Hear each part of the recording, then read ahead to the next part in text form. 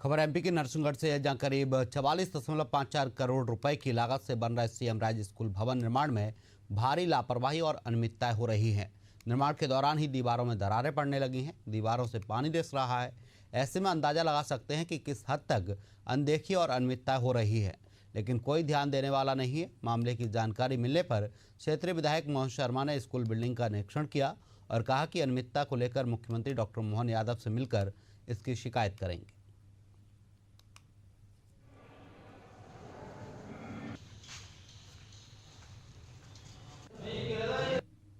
निर्माण में जो गुणवत्ता होनी चाहिए वो नहीं है और बिल्डिंग में बहुत काफ़ी कमी है। सीमेंट का उपयोग भी कम हुआ है। रेत की जो होना चाहिए वो रेत भी नहीं थी।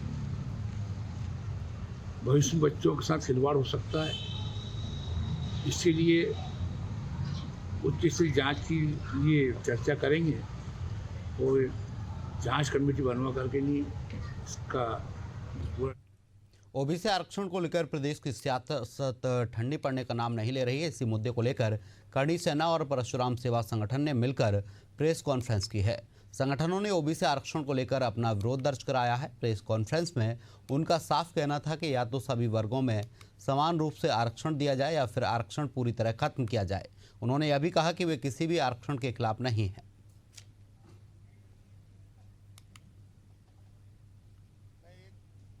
बाबा साहब अंबेडकर जी ने एक समानता लाने के लिए 10 साल के लिए आरक्षण लागू किया था और ये कहा था कि ये जो आरक्षण मैं दे रहा हूं ये देश को सामान्य स्थिति में लाने के लिए दे रहा हूं। उन्होंने ये नहीं कहा था कि इसको आप वोट बैंक की राजनीति बना लो।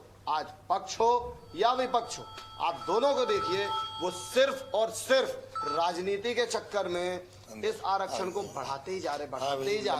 कब तक भाई, कब तक ऐसे ही इस मध्य प्रदेश के श्रवण समाज को आप लोग नीचे ले जाने में, गर्द में ले जाने की कोशिश करोगे? मध्य प्रदेश कांग्रेस अध्यक्ष जीतू पटवारी के घर में शुक्रवार देर रात बदमाशों ने डकैती की कोशिश की। बदमाशों की संख्या 5 से ज्यादा बताई जा रही है। नकाब पहनकर पहुंचे बदमाशों ने जीतू पटवारी के पूरे ऑफिस को खंगाल दिया, घर की बिजली तक बंद कर दी। देर रात बदमाश इलाके में करीब 2.5 घंटे तक घूमे। इस दौरान वह 3 और घरों में भी घुसे। हालांकि इन घरों से क्या लेकर गए, इस मामले की जानकारी सामने नहीं आई है।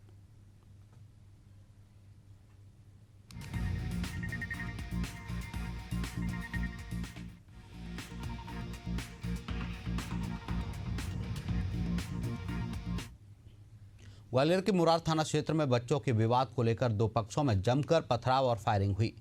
जडेरुआ बांध इलाके में 10 से ज्यादा बदमाशों ने गोलियां चलाई, जिसके इलाके में दहशत फैल गई है। पूरी घटना सीसीटीवी कैमरे में कैद हो गई है। इसके आधार पर पुलिस ने 4 लोगों के खिलाफ मामला दर्ज किया है। हालात को काबू में रखने के लिए इलाके में अतिरिक्त पुलिस बल तैनात किया गया है।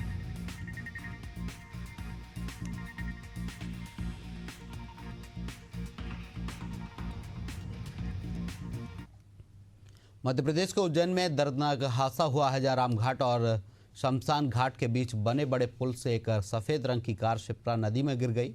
घटना के बाद हड़कंप मच गया है। सूचना मिलने पर पहुंची पुलिस और रेस्क्यू टीम ने तत्काल रेस्क्यू अभियान शुरू किया। रेस्क्यू के दौरान थाना प्रभारी और सब इंस्पेक्टर का शव बरामद किया गया है, लेकिन उनके साथ कार में सवार एक महिला पुलिसकर्मी अभी भी लापता है, जिसकी तलाश जारी है।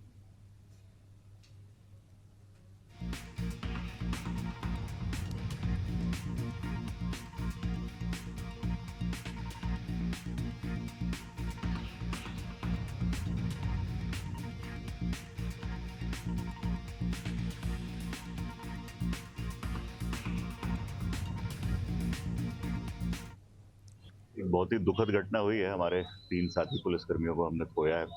ये उनेल थाना प्रभारी अशोक शर्मा जी, उनके साथ सब इंस्पेक्टर निनामा साहब और महिला आरक्षक आरती। एक 14 साल की बच्ची परसों मिसिंग हुई थी उनेल थाना क्षेत्र से। उसकी सूचना पर चिंतामन की तरफ जा रहे थे और इसी दौरान संभवतः महिला आरक्षक के द्वारा गाड़ी चला रही थी और वो डिसबैलेंस होकर बड़े पुल के नीचे गिरी। अभी हमारी रात भर से सर्चिंग की टीम लगी हुई थी। अभी एनडीआरएफ की टीम भी सुबह से इसमें सर्चिंग में लगी है। एक बॉडी को हम लोगों ने भैरवगढ़ के ब्रिज के नीचे से रिकवर किया है, वो हमारे अशोक शर्मा साहब की है। अभी दोनों बाकियों के लिए हमारा सर्च ऑपरेशन जारी है और गाड़ी के लिए भी सर्च ऑपरेशन जारी है। सिंगरौली जिले के सराय थाना क्षेत्र में हुए बहुचर्चित पुष्पेंद्र शाह हत्याकांड के 2 माह बीत जाने के बाद भी पुलिस अभी तक किसी नतीजे पर नहीं पहुंच पाई है। इस मामले में पुलिस की निष्क्रियता से नाराज परिजनों ने सराय थाने के सामने धरना प्रदर्शन किया है। परिजनों के साथ ग्रामीणों की भारी भीड़ भी थाने पहुंच गई और न्याय की मांग करते हुए जोरदार नारेबाजी करने लगे। मृतक के परिजनों ने कहा कि पुलिस अब तक हत्यारों को पकड़ने में नाकाम रही है। मामले में कोई ठोस कार्रवाई नहीं की गई, जिससे परिवार गहरे सदमे में है, असुरक्षा की स्थिति में है। उन्होंने चेतावनी दी है कि अगर जल्द ही आरोपियों की गिरफ्तारी नहीं की गई तो आंदोलन और उग्र हो जाएगा।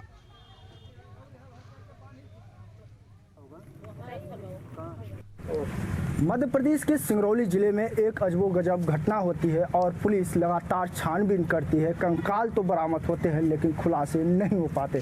दरअसल पूरा मामला जो है सराय का है और 6 जुलाई की ये घटना बताई जाती है और एक मां का पुत्र कई दिनों से गायब रहता है। मां अपने पुत्र के लिए दर बदर की ठोकरें खाती हुई दफ्तरों तक पहुंचती है लेकिन इसे न्याय नहीं मिल पाता और इस वजह से आज यह मां बेटे के नर कंकाल को लेकर सराय थाना गेट के सामने बैठकर न्याय की उम्मीद में बैठी हुई है। अब देखना यह है कि क्या 2 महीने बाद जो पुलिस मामले को सुलझा नहीं पाई वह 7 दिनों में क्या सुलझाती है।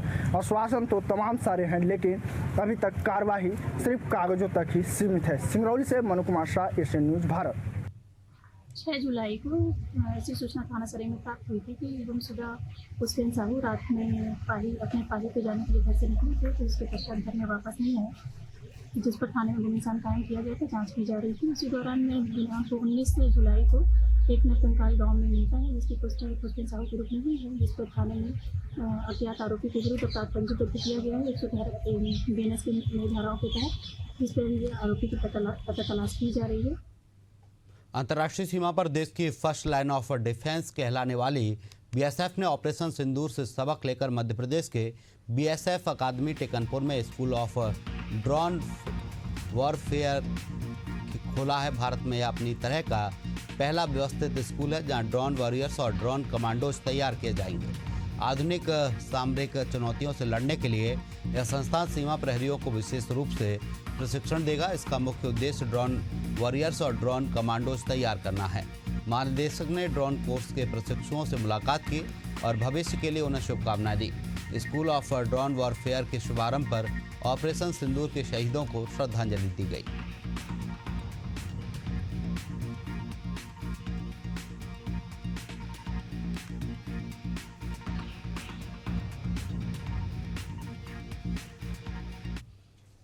आप सबको पता होगा कि ड्रोन का बहुत उपयोग हुआ है और ड्रोन हथियार के रूप में उपयोग किया जा रहा है।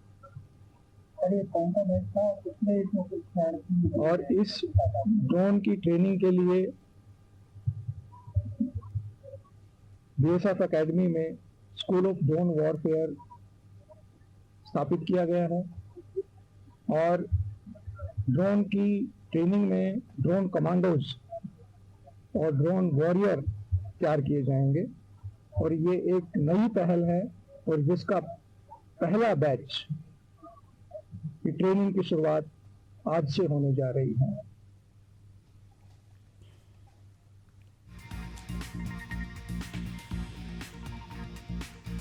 आशीष शाह का लंबी बीमारी के बाद हरदा के खेड़ीपुरा में निधन हो गया। उनके निधन से समाज में गहरी शोक की लहर है।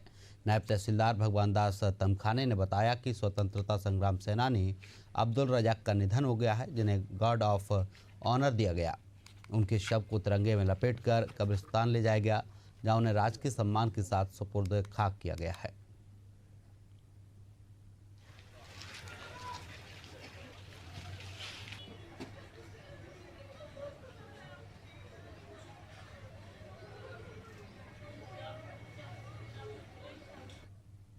अनूपपुर जिले में सड़क सुरक्षा को लेकर एक नई पहल की गई है। यातायात पुलिस ने पायलट प्रोजेक्ट के रूप में हेलमेट बैंक की शुरुआत की है। इसके तहत अब आम नागरिक क्यूआर कोड के जरिए अपनी जानकारी दर्ज कर नज़दीकी थाना क्षेत्र से मुफ्त में हेलमेट प्राप्त कर सकते हैं। इस कदम का मकसद साफ है कि हर सफर सुरक्षित हो और हर जिंदगी हर घर तक सलामत पहुंचे। हेलमेट बैंक का शुभारंभ पुलिस अधीक्षक मोहम्मद मोतीउर रहमान ने किया है। इस बैंक में महिला और पुरुष दोनों वर्गों के लिए हेलमेट उपलब्ध कराए जा रहे हैं।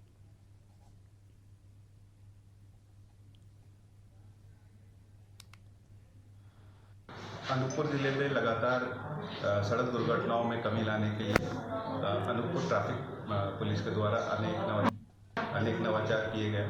उनमें से एक जो है हेलमेट बैंक का नवाचार आज प्रारंभ किया गया। अभी तक ज़्यादातर देखा जाता है कि दो पहिया वाहन चालक अगर दुर्घटना में उनकी अगर मृत्यु होती है तो हेलमेट ना पहनने के कारण ऐसी मृत्यु होती है। तो उसको देखते हुए यहाँ पे हेलमेट बैंक का प्रारंभ किया गया है, जो कि आधुनिक तरीके से आप प्राप्त कर सकते हैं। QR कोड जो है अनेक सोशल मीडिया साइट्स और सार्वजनिक स्थल इन पे लगाया गया है। QR कोड स्कैन करने के बाद आपको एक छोटा सा डिटेल फॉर्म अपना भरना पड़ेगा और उसके बाद आपका रजिस्ट्रेशन हो जाएगा और आप अधिकतम 3 दिन के लिए ये हेलमेट अपने। आज साल का दूसरा और आखिरी चंद्रग्रहण रात 10:58 पर शुरू होगा और रात 1:26 पर ग्रहण समाप्त होगा। चंद्रग्रहण को लेकर मध्य प्रदेश के मंदिरों में आरती और दर्शन की व्यवस्थाओं में बदलाव किए गए हैं। उज्जैन के महाकाल मंदिर में एक दिन के लिए शयन आरती का समय बदला गया है। यह आरती अपने समय रात 10:30 से 1 घंटा पहले होगी। वहीं मंगलनाथ में भात पूजन नहीं किया जाएगा, जबकि हरसिद्ध मंदिर में मूर्ति स्पर्श नहीं होंगी। इस तरह नलखेड़ा में मां बगलामुखी के दर्शन और पूजा अर्चन पूरी तरह बंद रहेंगे। सभी धार्मिक अनुष्ठान 8 सितंबर को मंगला आरती के बाद शुरू होंगे। सलकनपुर के विश्यासन माता मंदिर में भी पट बंद कर दिए जाएंगे।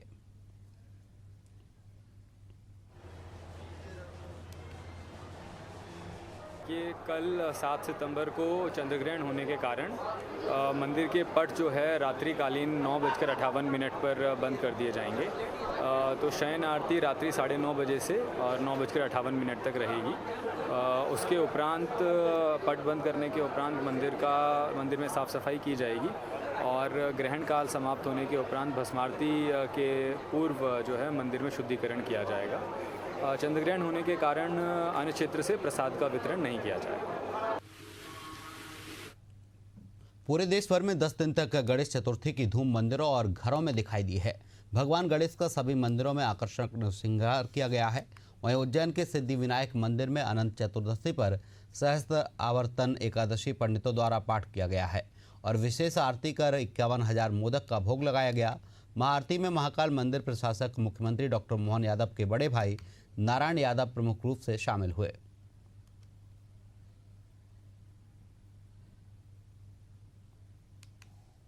जय श्री महाकाल मंदिर परिसर स्थित सिद्धि विनायक मंदिर जो कि अनंत कालीन से है, यहाँ पर विराजमान है, प्रथम पूज्य है। आज विगत अनंत चतुर्दशी महापर्व काल, आज पूरे देश भर में गणपति विसर्जन होगा। इसी प्रकार इसी क्रम में यहाँ पर महाआरती की गई, जिसमें प्रदेश के माननीय मुख्यमंत्री जी के बड़े भाई श्री नारायण जी यादव जी, महाकाल मंदिर प्रशासक प्रथम कौशिक जी पधारे, उनने महाआरती का आनंद लिया। इसके बाद यहाँ पर विधृत रात्रिकालीन तक मोदक का भोग का वितरण किया जाएगा। यहाँ पर 1.25 लाख मोदकों का भोग लगाया गया है और सतत 10 दिन तक इनको बांटा गया है। आज रात्रिकालीन इसका समापन होगा। जय श्री महाकाल। पंडित मोहित, ये राजा भर्तरी द्वारा स्थापित प्रतिमा है जो काले प्राशाण पे बनी हुई है। प्रथम पूज्य यहाँ पर पहले मार्ग यही था मंदिर जाने का। यहाँ पहले दर्शन करके भर्तरी जी फिर महाकालेश्वर दर्शन करने जाते थे, उन्हीं के द्वारा स्थापित प्रतिमा है ये। राजधानी भोपाल में सुबह से ही गणेश विसर्जन का दौर जारी है। 2024 में 42,000 छोटी बड़ी प्रतिमाओं का विसर्जन शुरू हुआ था, लेकिन इस बार पहले ही दिन 50,000 से ज़्यादा गणेश प्रतिमाओं का विसर्जन हुआ। विसर्जन के दूसरे दिन सुबह से ही भोपाल महापौर मालती राय ने अलग अलग घाटों का जायजा लिया है। वहीं हमारे संवाददाता ने भोपाल महापौर से खास बातचीत की है। भोपाल में कल दिन भर गणेश विसर्जन चला और आज सवेरे तक लगातार अलग अलग घाटों पर गणेश विसर्जन हो रहा है। इस वक्त मौजूद राजधानी भोपाल का खटलापुरा पे, जहाँ आप देख सकते हैं कि अभी भी बड़ी मात्रा में जो है लोग यहाँ श्रद्धालु पहुंचे गणेश विसर्जन यहाँ पर करने, और गणेश विसर्जन को लेकर तमाम प्रकार के जो काम है वो किए देखे गए। देखिए देर रात तक हमने देखा कि अलग अलग घाटों पर करीब 50,000 से ज्यादा मूर्तियों का विसर्जन किया गया। लगभग 8 जो बड़े घाट है वो बनाए गए थे। इसके अलावा कई अलग अलग घाट जो नगर निगम के द्वारा बनाए गए तो उसको लेकर के तमाम काम किए गए, और तमाम काम होने के बाद जो विसर्जन के बाद जो तमाम स्थितियां उसका जायजा लेने खुद भोपाल की महापौर मालती राय जमीन पे उतरी और लोगों से बात कर रही हैं। कि ये जो मूर्तियों के ऊपर जो मालाएं हैं या अन्य प्रकार की चीजें हैं उनको आप अलग कर दें, ताकि पानी में किसी प्रकार का जो ऐसे जो तमाम जो चीज हैं वो न पहुंच सके। मिट्टी को सबसे ज्यादा कहीं ना कहीं इसमें ज्यादा महत्व दिया गया है और महत्वता के साथ हम देख रहे हैं। भोपाल महापौर हमारे साथ हैं। मैम, सवेरे से ही हम देखा कल दिन रात जो है वो घाटों पर विसर्जन चलता रहा, क्या देखने में आई स्थिति आपको? जनता से बार बार अपील करने के बाद 75% जनता को ये महसूस हुआ कि सबकी ही जिम्मेदारी है कि जल स्रोतों को स्वच्छ रखना है, और इसीलिए बहुत सारे जगहों में आप बाकी विसर्जन घाटों में भी देखकर आएंगे, जैसे कि ये अस्थायी विसर्जन घाट बना है, इसमें भी हमारे नगर निगम के कर्मचारी और हमारी संस्थाएं जो समाज सेवी हैं, जो सहयोग देना चाहते हैं, रात भर वो लोग भी लगे रहे, शाम को भी लगे रहे, कल दिन भर भी। और आपने देखा होगा पानी साफ है, लोग मूर्ति विसर्जन कर रहे हैं और जो पूजा सामग्री है उसको अलग से दे रहे हैं। बाई चांस यदि कोई दे देता है तो हमारे नगर निगम के कर्मचारी वहां से निकाल रहे हैं, और बड़ी मूर्तियों को भी हम तालाब में केवल मूर्तियों को विसर्जन करने का हमने संस्थाओं से आग्रह किया है। देखा जाए ट्रेंड कहीं ना कहीं बदला है, पर्यावरण को कैसे संवर्धित करना है, कैसे उसको आगे साफ सुथरा तक करना है। पहले हमने देखा कि पिछले 2023-24 की अगर हम बात करें तो मूर्तियों की संख्या लगभग 35 से 40 आती, लेकिन अब ये देखा कि आंकड़ा कल देर रात तक 50,000 से ऊपर गया है। निश्चित ही धर्म के प्रति लोगों की आस्था बढ़ रही है, और धर्म के प्रति आस्था बढ़ने के कारण लोग मूर्तियां ज्यादा रख रहे हैं, लेकिन उसमें पर्यावरण की ध्यान में रखते हुए वो कहीं ना कहीं नगर निगम का, प्रशासन का सहयोग कर रहे हैं, और उसी का रिजल्ट है। आप देखिए सामने किरण पर मूर्ति जा रही है, उनसे आग्रह किया है तो उन्होंने मूर्ति के अंदर से पूरी फूल मालाओं को, सामग्री को निकाल लिया है, और वो अब मूर्ति तालाब में विसर्जित होगी और मिट्टी की मूर्ति बनी हुई है, तो निश्चित ही हमारा जल स्रोत सुरक्षित रह सकेगा। क्या लगता है कि अब तक कितनी मूर्तियों का जो छोटे बड़े घाटों का अगर देखा है तो लगभग क्या कुछ आंकड़ा आपके पास निकल कर आया? 7 घाटों का निकल कर आया है, अभी एकदम एक्चुअल तो नहीं आया है। लगभग 25 से 30 हजार मूर्तियां 7 घाटों पर आ गई हैं, और जो हमने लगभग 25 से 28 अस्थायी विसर्जन घाट बनाए हैं, कई जोन कार्यालय के स्थान पर बनाए हैं, कुछ रोडों पर बनाए हैं, चौराहे पर बनाए हैं, बड़ी संख्या में वहां पर भी लोगों ने मूर्ति का विसर्जन किया है। अभी उसका आंकड़ा आने का टाइम है, और 7 घाटों की जो बड़ी मूर्तियां हैं 20 से 25-30 हजार के बीच में मूर्तियां विसर्जित हो चुकी हैं। 20 से 25 हजार जो बड़ी मूर्तियां, उनका तो हालांकि विसर्जन की जो जानकारी है वो खुद महापौर मालती राय दे रही हैं, लेकिन इसके अलावा जब अगर बात की जाए तो अस्थायी कुंड जो लगातार राजधानी भोपाल के अलग अलग जगहों पर बनाए गए, अगर उनके आंकड़ों को देखा जाए तो कहीं ना कहीं ये जरूर समझा सकता है कि 2023-24 की जो ट्रेंड है उससे कहीं ना कहीं बढ़ोतरी जो है वो देखने में आई है, और लगभग ये उम्मीद लगाई जा रही है कि 60,000 से ज्यादा छोटी बड़ी गणेश प्रतिमाएं, उनका विसर्जन होगा। कैमरा पर्सन सलमान के साथ प्रदीप तलरेजा, एशिया न्यूज, भोपाल।